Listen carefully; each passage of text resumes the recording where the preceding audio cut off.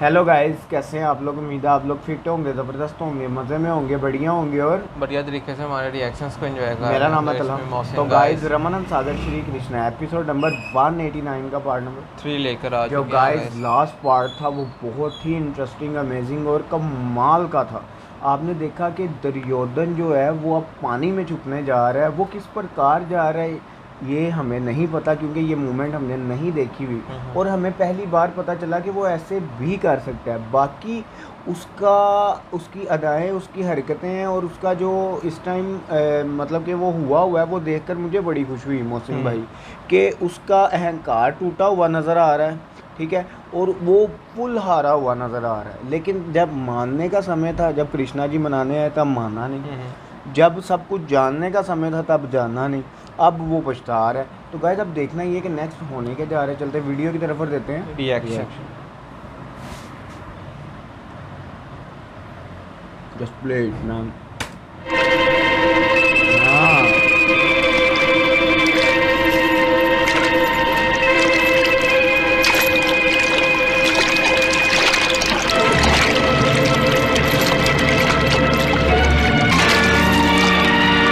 वो देखो बेटी का आगे स्कूल जा रही है। ये ऐसे वृंदावन जो है वो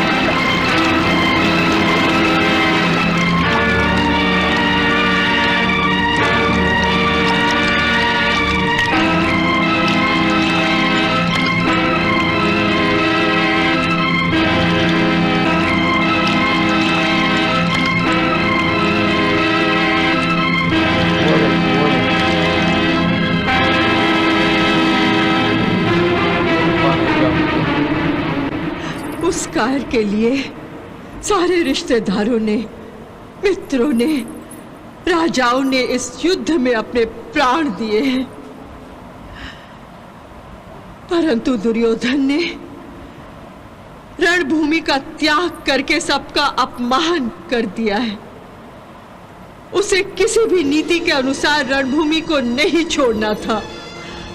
यदि वो युद्ध करते हुए मारा जाता तो मेरा सर गर्व से उठ जाता, वो है ये परंतु रणभूमि धर्मी से है। भागकर उसने मेरा सर शर्म से झुका दिया है। मैं माता पिता को कहूँगा, ज़्यादा ब्लेम दूंगा मोहसिन भाई। ऊपर फिर भी वो भाई जी अब उसे मुझे अपने योद्धा की योद्धा माँ होने होने के पर बजाय जो उसे हाँ। हाँ एक कहता है, भगोड़े तो की माँ योद्धा बना भी नहीं दिया है।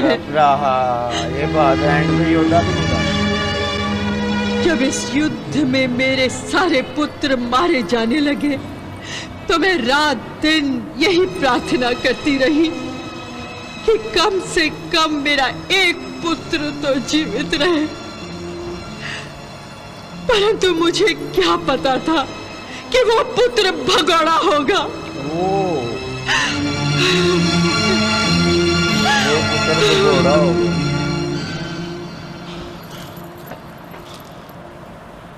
भीम और पांडवों के आप विनाश के देखें, सपने 13 देख रहे वर्षों थे। के बाद द्रौपदी खुश अंधे नजर आ कहीं रही। खुश नजर आ रही हैं और पांडव के साथ नजर आ रही हैं। अंधे? ये तुम किसकी बात कर रहे हो भीम? हस्तिनापुर के अंधों की बात कर रहा हूं मैं। एक तो वो हस्तिनापुर का अंधा महाराज और दूसरा उसका पुत्र दुर्योधन, जो अपने महत्वाकांक्षा में अंधा हो गया था, परंतु समय ने उसके सपनों को चकनाचूर करके रख दिया है और यह बता दिया है कि अंधों को सपने देखने का भी कोई अधिकार नहीं होता। जिन आंखों ने सपने देखने का अपराध किया था, अब वो आंखें आंसू बहाने का दंड भोग रही होंगी। भीमसेन, तुम्हें काकाश्री महाराज धृतराष्ट्र का नाम आदर से लेना चाहिए। भ्राताश्री, मैंने गलत तो नहीं कहा। हस्तिनापुर का सम्राट अंधा ही तो है और उसके अंधेपन के कारण ही तो यह महासंग्राम और यह महाभयंकर नरसंहार हुआ है। फिर भी तुम्हें उनका नाम आदर से ही लेना चाहिए भीमसेन। वो हमारे ज्येष्ठ हैं और उन्हें इस तरह के घोर शब्दों से संबोधित करना तुम्हें शोभा नहीं देता भीमसेन। आप उन्हें ज्येष्ठ कहकर आदर दे रहे हैं। यह अंधा सम्राट तो समस्त कुरुकुल का कलंक है, कलंक। भीमसेन, ताज श्री तुम्हारे पिता के समान है।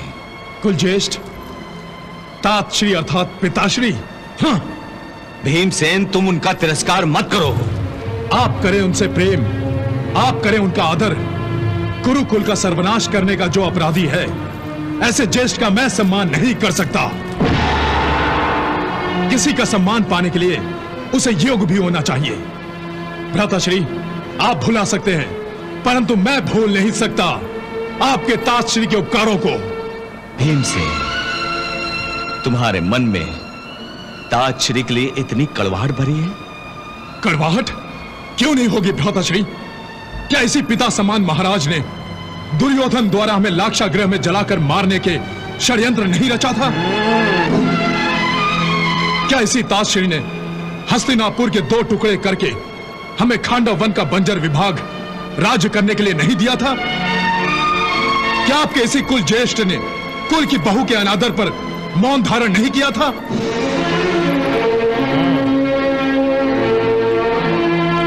बताइए भ्राताश्री, क्या ऐसे होते हैं कुल श्रेष्ठ? क्या ऐसे होते हैं पिताश्री? हमने तो उनके पुत्र बनने की कोशिश की, परंतु क्या उन्होंने कभी हमारा पिता बनने की कोशिश की? क्या हमारे सर पर अपना हाथ रखा? कहिए भ्राताश्री। भीमसेन, तुम्हारा क्रोध उचित है, परंतु अपने क्रोध पर संयम का अंकुश लगाना भी आवश्यक है। भ्राताश्री, आपके कहने पर क्रोध पर अंकुश लगाया था, इसीलिए द्यूत सभा में मैंने अपने क्रोध का ज्वालामुखी फटने नहीं दिया था, वरना आज कुरुक्षेत्र में जो कुछ हुआ वही हस्तिनापुर की राजसभा में ही हो चुका होता। परंतु भ्राताश्री, केवल आपके कारण मैं हाथ पर हाथ धरे बैठा रहा था, केवल आपके कारण। परंतु भीमसेन, यह युद्ध किसी के अपमान का प्रतिशोध लेने के लिए नहीं किया जा रहा है। कौरवों ने हमारे साथ छल कपट किया था, वो हमारे साथ किया था, पांडवों के साथ किया था, परंतु संपूर्ण भारतवर्ष के राजाओं के साथ नहीं किया था। फिर भी संपूर्ण जगत के सारे राजा इस युद्ध में शामिल हुए।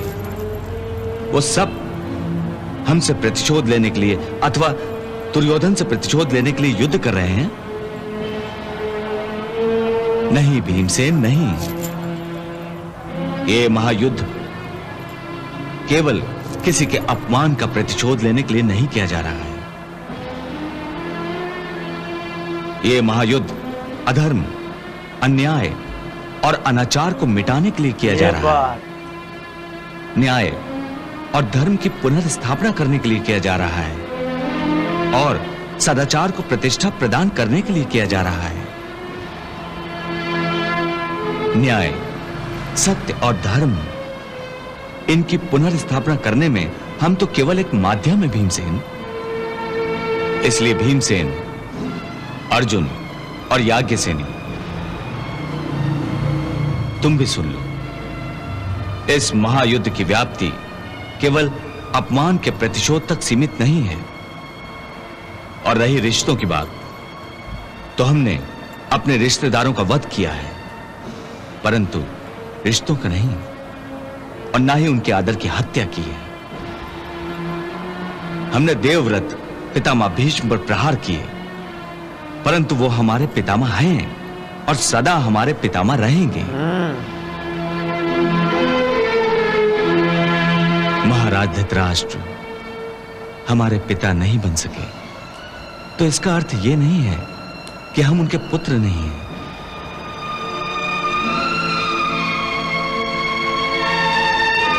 महाराज धृतराष्ट्र ने अधर्म किया, परंतु हम अधर्म कैसे कर सकते हैं? और फिर हम में और दुर्योधन तथा दुशासन में अंतर ही क्या रह जाएगा भीमसेन? तुम सब जानते हो, और द्वारकाधीश श्री कृष्ण ने भी बार बार जताया है कि यह युद्ध धर्म की स्थापना के लिए हो रहा है। यदि हम स्वयं अपने प्रतिशोध की आग में अंधे होकर धर्म के रास्ते से हटकर चलेंगे, तो फिर इस धर्म युद्ध का उद्देश्य नष्ट हो जाएगा भीमसेन, उद्देश्य नष्ट हो जाएगा। नहीं द्रौपदी, तुम्हारा इस प्रकार सोचना बिल्कुल गलत है कि धर्मराज की नजरों में तुम्हारे मान अपमान का कोई मोल नहीं है। जब उन्होंने ये कहा कि इतना भीषण युद्ध किसी एक व्यक्ति के मान या अपमान के लिए नहीं लड़ा जा रहा है, तो उनकी बात में एक गहरी सच्चाई थी। उसके गूढ़ अर्थ को समझने की कोशिश करो। केशव, तुम मेरे भाई हो और सखा भी, फिर भी पांडवों का पक्ष ले रहे हो। नहीं द्रौपदी, मैं न पांडवों का पक्षपाती हूं और न ही तुम्हारा विरोधी। मैं तो केवल धर्म का पक्ष लेता ये हूं। बात और मुझे इतना विश्वास है कि बड़े भैया कभी अधर्म नहीं करते। उन्हें धर्मराज यूं ही नहीं कहा जाता है। नाइस। तो गाइस यहाँ खत्म हुआ ये पार्ट Heavy part हो भी गया भाई। बहुत इंटरेस्टिंग था, और बहुत जो अमेजिंग आप था। देखें तलहा भाई, पहले गांधारी जी के अल्फाज मुझे दुर्योधन के लिए सुनने के लिए मिले हैं ना, वो लिटरली शो किया उन्होंने कि पहले मुझे गर्व था अपने पुत्रों पर कि मेरे 99 पुत्र युद्ध में मारे जा चुके हैं और मैं एक पुत्र को बचा सकती हूँ और मैं चाहती थी कि मेरा केवल एक पुत्र जीवित रहे और मेरा सर फकर से ऊंचा करे। बुलंद हो कि मेरे पुत्रों ने बलिदान दिया है। पर दुर्योधन ने युद्ध भूमि छोड़कर मुझे एक भगोरे की माँ बनने पर मजबूर कर और दिया। उसके बाद जिन्होंने इसके भाइयों ने जो बलिदान दिया है और उसको भी जिन जाया कर राजाओं दिया। ने इनके साथ मिलकर बलिदान दिए, जिन्होंने उन सबके प्राणों के जो उन्होंने अपने प्राण त्याग व्यर्थ कर दिया, जाया कर दिया। दिया बलिदानों को। और उसके बाद आप देखें कि हमें भीमसेन का क्रोध देखने को मिला और कि हमें ये इस तरह के अल्फाज पहली दफा भीम के मुख से सुनने को मिले हैं, पितामह ने धृतराष्ट्र के लिए, महाराज धृतराष्ट्र के लिए। और उसके बाद आप देखो कि और आप देखें तलहा भाई के बात भीमसेन ने भी सही की है। उन्होंने कहा कि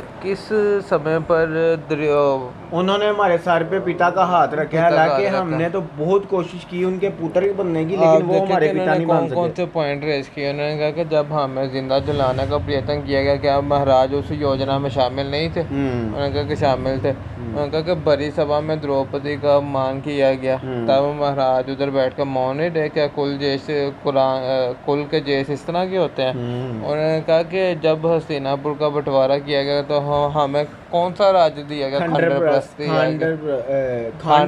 खांडव दिया गया कि वहाँ जाकर अपनी हुकूमत कर लो।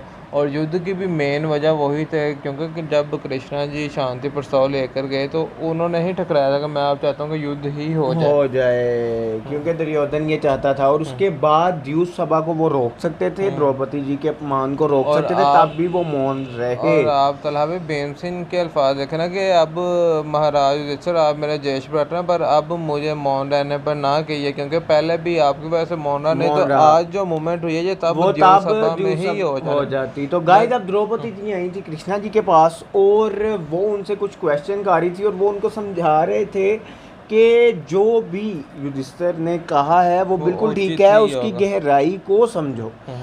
मैं ना तो उसके पक्ष में हूँ ना तुम्हारे पक्ष में। उन्होंने कहा था मैं धर्म के पक्ष उनको धर्मराज भी नहीं कहा जाता, कोई ना कोई उनकी क्वालिटीज हैं तो उन्हें धर्मराज कहा जाता है। और उन्होंने साथ ये भी कहा कि मैं ना पांडव के पक्ष में ना तुम्हारे पक्ष में हूँ, मैं धर्म के पक्ष में हूँ।